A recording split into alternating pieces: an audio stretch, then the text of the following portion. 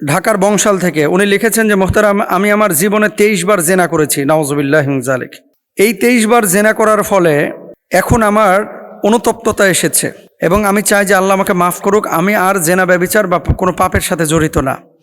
এমত অবস্থায় আরও অন্যান্য অনেক পাপই করেছি। এই পাপগুলো থেকে বাঁচার জন্য বা পাপ মুছে ফেলার জন্য কোনো আমল আছে কিনা? আল্লাহু আকবার, আল্লাহ মাফ করুক। আমি 6টা আমলের কথা বলবো। এই যে 23 বার আপনি জেনা করেছেন, অনেকে 20 বার করেছেন, অনেকে 3 বার 4 বার করেছেন, অনেকে শয়তানের ওয়াসওয়াসায় একবার হয়তো বা করে ফেলেছেন, কবিরা গুনাহ।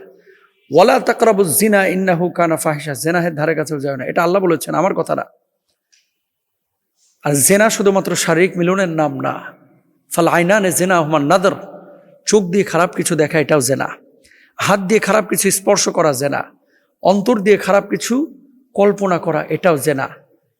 অনেক সময় আপনারা দেখা যাচ্ছে যে অবৈধ সম্পর্ক বা হারাম রিলেশনশিপে যখন জড়ায় ছেলে এবং মেয়েরা, আমরা হুজুর ডাইরেক্ট কোনো কিছু করি নাই, ইনডাইরেক্ট করেছি। অনেকে হোয়াটসঅ্যাপে আপনারা লেখেন এগুলো গুনাহ কিনা, পরবর্তীতে তো আমি বিয়ে করবই, সমস্যা কি?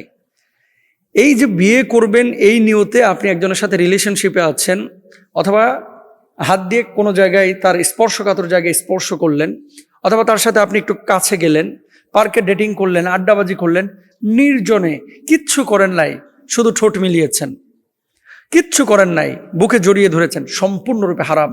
এগুলোও কিন্তু জেনাহের অন্তর্ভুক্ত। এখন বাঁচার উপায় কি? বাঁচার উপায়টা কি? বাঁচার উপায় 1 নম্বর, রাসূল আকরাম সাল্লাল্লাহু আলাইহি ওয়াসাল্লাম হাদিসের মধ্যে তওবার কথা বলেছেন এবং আল্লাহ সুবহানাহু ওয়া তাআলা পবিত্র কোরআনুল কারীমের মধ্যে বলছেন, লা তাকনাতু মির রাহমাতিল্লাহ কুল ইয়া ইবাদিয়াল্লাযিনা আসরাফু আলা আনফুসিহিম লা তাকনাতু মির রাহমাতিল্লাহ ইন্নাল্লাহা ইয়াগফিরুয যুনুবা জামিআ। বলুন, হে আমার বান্দারা, যারা নিজেদের উপর জুলুম করেছো, গুনাহ করেছো, তোমরা আল্লাহর রহমত থেকে নিরাশ হয়ো না, নিশ্চয় আল্লাহ সব গুনাহ মাফ করে দেবেন।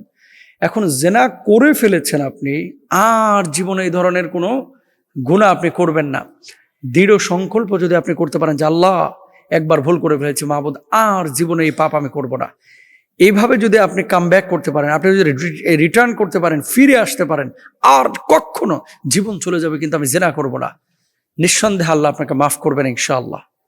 মনে রাখবেন, একজন নর্তকী নারীকে, বুখারীর হাদিস, আল্লাহ সুবহানাহু ওয়া তাআলা মাফ করেছেন রাস্তার একটা কুকুরকে পানি পান করানোর জন্য। তো তাকে যদি আল্লাহ মাফ করে দিতে পারেন একটা কুকুরকে পানি পান করানোর জন্য, আপনি তো নামাজ পড়েন, আপনি তো সৎ জীবনযাপন করেন, আল্লাহ আপনাকেও মাফ করবেন, নিরাশ হবেন না। তবে যদি এই নিয়তে আপনি মাফ চান যে আল্লাহ এবার মাফ করে দিলেন, আবার 2 বছর পর আরেকবার জেনা করে আবার মাফ চেয়ে নেব, এরপর আরেকবার করে আবার মাফ চেয়ে নেব, বিয়ের আগ পর্যন্ত এরকম জেনা করবো আর মাফ চাইতেই থাকবো, ইম্পসিবল। তাহলে কিন্তু আল্লাহ মাফ করবে না, আল্লাহ মাফ করবে না। এই জন্য জেনার পথ বন্ধ করার জন্য বিয়েটাকে সহজ করতে হবে, দ্রুত বিয়ে করে ফেলান। বাপ মা যদি বিয়ে নাও দেয়, বাপ মাকে বারবার বোঝান যে হয় তুমি যদি বিয়ে না দাও, আপনি বুঝায় দেন, কারোর মাধ্যমে মেসেজ পাঠান আপনার বাপকে, আপনার মাকে, যে আমি কিন্তু জেনাহে লিপ্ত হয়ে যাওয়ার আশঙ্কা করছি। এমন অবস্থা আপনি বিয়ে করেন, দেখেন এই জিনাহের কারণে 1000 কোটি বছর আপনাকে জাহান্নামের আগুনে জ্বলা লাগবে। কত বছর এটা আমি বলতেছি না, সহ্য করতে পারবেন? পারবেন না। তাহলে বিয়েটা আপনি করে ফেলেন ইনশাআল্লাহ, যদি সামর্থ্য থাকে। 2 নম্বর, এই জিনাহের গুনাহ থেকে বাঁচার জন্য নামাজটা কন্টিনিউ করতে হবে ইনশাআল্লাহ। মনে রাখবেন, আসসালাতুল খামসু কাফফারাতুল লিমা বাইনাহুন্না, এক নামাজের পর আরেক নামাজের মাঝখানে যত গুনাহ করবেন এটা কাফফারা, আল্লাহ মাফ করে দেন। নামাজ নিয়মিত করবেন, অজুটা আপনি নিয়মিত ভালোভাবে করবেন। ইদা তাওয়াদ্দা আল আব্দু খরাজাত খতায়া, হাদিসের মধ্যে আছে, বান্দা যখন অজু করে আল্লাহ তাআলা এই অজুর সঙ্গে সঙ্গে তার অঙ্গ প্রত্যঙ্গের গুনাহগুলো মাফ করে দেন। সুবহানাল্লাহ। এই জন্য এটা চেষ্টা করবেন।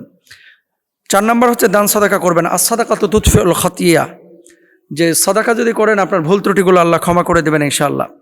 এরপরে মুসলমানদেরকে যে কষ্ট দেওয়া হয়, আপনার যদি রোগ বালাই হয় আর আপনি যদি বলেন যে আল্লাহ এই রোগ বালাইয়ের কারণে আপনি আমার গুনাহগুলো মাফ করে দেন, আল্লাহ তাআলা ক্ষমা করবেন।